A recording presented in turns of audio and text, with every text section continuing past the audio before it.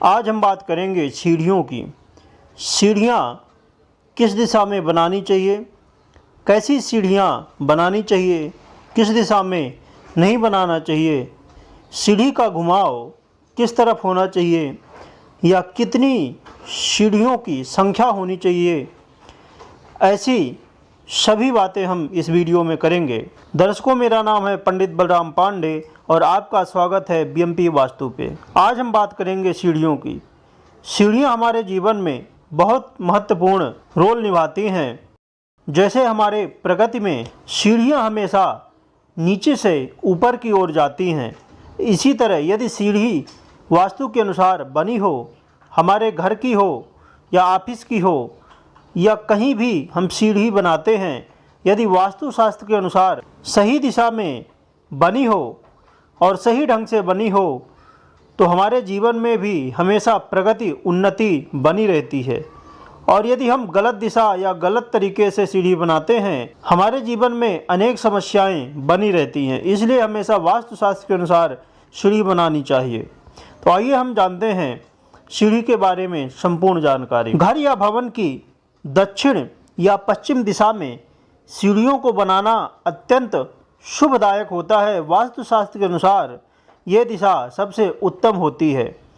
सीढ़ियों को घर के दक्षिण पश्चिम या नैऋत्य कोण में भी सीढ़ियों को कुछ स्थान छोड़कर पश्चिम दिशा की तरफ बनाया जा सकता है।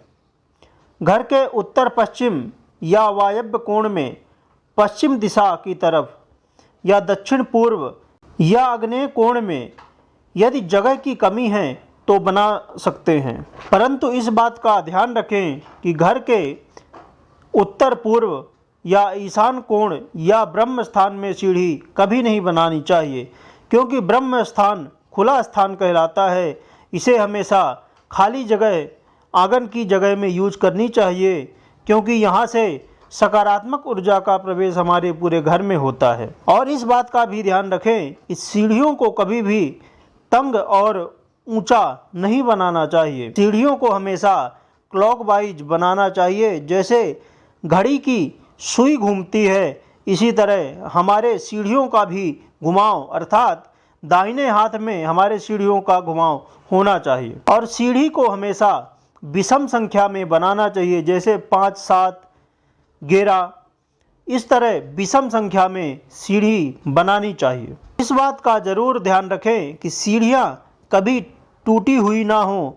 सीढ़ी कभी यदि टूट गई है तो उसे ठीक करवा लें, क्योंकि यदि सीढ़ी टूटी हुई होती है तो इसका प्रभाव हमारे घर में और हमारे व्यापार में पड़ता है।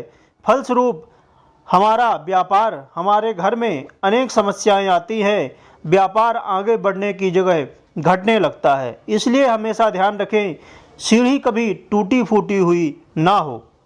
और सीढ़ी के नीचे बाथरूम, टॉयलेट, किचन या पूजा रूम या कुछ भी सीढ़ी के नीचे नहीं बनाना चाहिए। सीढ़ी के नीचे हमेशा रिक्त स्थान, खाली स्थान रखना चाहिए। सीढ़ी को कभी भी आमने सामने नहीं बनाना चाहिए। सीढ़ी एक दूसरे के सामने ना हो, इस बात का जरूर ध्यान रखें।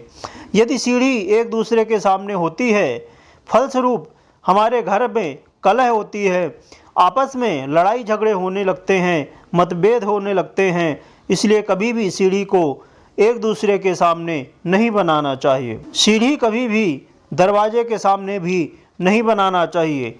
यदि हम दरवाजे के सामने सीढ़ी बनाते हैं तो इससे हमारे घर में धन की हानि होती है और हमारे घर में कभी भी लक्ष्मी अस्थायी रूप से नहीं टिकती है। इसलिए हमेशा इस बात का ध्यान रखें कि दरवाजे के सामने जो मेन दरवाज़ा होता है उसके सामने कभी भी सीढ़ी नहीं बनानी चाहिए। सीढ़ी के सामने आईना कभी नहीं लगाना चाहिए, क्योंकि यदि सीढ़ी के सामने हम आईना लगाते हैं और आईने में सीढ़ी दिखती है, फलस्वरूप हमारे घर में लड़ाई झगड़े, आपस में मतभेद होने लगता है और अनेक समस्याएं, यहाँ तक कि अनेक रोग बाधाएं होने लगती हैं। इसलिए कभी भी सीढ़ी के सामने आईना नहीं लगाना चाहिए। सीढ़ी के कभी भी दोनों तरफ रेलिंग नहीं लगाना चाहिए। सीढ़ी को कभी भी प्रारंभ में त्रिकोण नहीं बनाना चाहिए। यदि कोई कोना पड़ता है तो वहाँ पर एक बार बना सकते हैं, परंतु सीढ़ी के स्टार्टिंग में ही त्रिकोण सीढ़ी नहीं होना चाहिए। सीढ़ी बनाते समय इस बात का भी ज़रूर ध्यान रखें कि सीढ़ी के शुरुआत और अंत में दरवाजे हमें बनाने चाहिए, दरवाजे हमेशा लगे रहने चाहिए। सीढ़ी बनाते समय इस बात का भी ध्यान रखना चाहिए कि सीढ़ी का लाल या नीला रंग ना हो, हमेशा हल्के कलर या वाइट कलर की सीढ़ी होनी चाहिए। सीढ़ी बनाते समय खासकर हमें इस बात का भी ध्यान रखना चाहिए कि उत्तर या पूर्व की दीवार से सीढ़ी सटी हुई ना हो, जुड़ी हुई ना हो, क्योंकि यदि दीवार से जुड़ी हुई सीढ़ी उत्तर पूर्व की दीवार से जुड़ी हुई सीढ़ी होती है, इससे हमारे आसपास के लोगों से, हमारे पड़ोसियों से हमारा झगड़ा और अशांति हमेशा बनी रहती है। इसलिए कभी भी उत्तर और पूर्व की जो दीवार होती है उससे सीढ़ी जुड़ी हुई ना हो, इस बात का भी ज़रूर ध्यान रखें। ये रही सीढ़ी से जुड़ी संपूर्ण जानकारी।